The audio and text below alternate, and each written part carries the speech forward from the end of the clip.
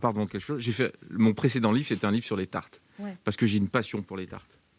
Et là, j'ai donné qu'une recette, mais dans mon livre de tartes, j'en donne 3 parce qu'il y a une multitude de façons de faire la tarte. En tout cas, ça a l'air quand même facile. Moi, je peux le faire. Allez-y, on vous écoute.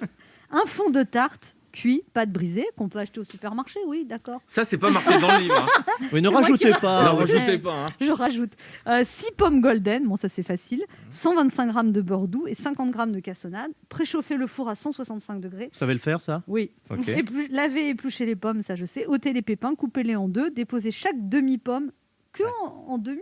Voilà, ça y est. Oui, mais c'est gros, ça. Les premiers doutes. Elle va vous expliquer comment cuisiner. Mais il faut Jean-François Piège. Pardon, il faut lire la phrase jusqu'au bout. Oui. Voilà. Alors attends, déposer chaque demi-pomme émincée finement dans le fond de la tarte. Voilà. Finement, c'est ça que j'avais pas compris. À l'aide d'un économe, couper de fines lamelles de beurre au-dessus de la tarte, ça j'ai compris. Elles doivent entièrement recouvrir la surface. D'accord. Saupoudrer de cassonade, enfourner pour 45 minutes de cuisson environ jusqu'à obtention d'une belle coloration à mi-cuisson. Alors voilà. Ah, c'est là où ça... Déjà, moi je me brûle. Non. Quoi? Vous avez alors ça peut pas être souligné. J'ai des gants dans le four. Il n'y a pas quelque chose qui vous interpelle? Non. Quoi? Elle a cuit combien de temps? 45 minutes. Voilà. C'est quoi la qualité d'une tarte? C'est la durée de la cuisson. C'est d'être cuite, en fait. Oui. D'être bien cuite. C'est ça. Parce que ce qui est pas bon dans une tarte, c'est quand la pâte est pas bonne. Et là, évidemment, c'est pas souligné parce qu'il faut pas que ce soit indigeste. Mais si vous respectez ça, que les pommes soient coupées finement, pas finement, que vous ayez mis le beurre en copeaux ou pas en copeaux, mais que vous ayez mis la quantité, vous voulez que je vous dise, vous allez vous régaler. En fait, là, c'est ce que j'ai fait dans ce livre-là.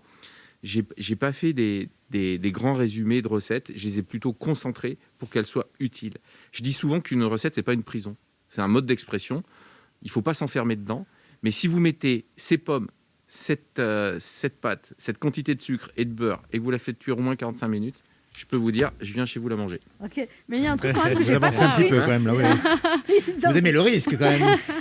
À mi-cuisson, sortez la tarte du four, écrasez les pommes à l'aide d'une fourchette, puis recouvrez à nouveau la tarte de lamelles de beurre et de cassonade. Pourquoi ça va être écrasé? En fait, pourquoi?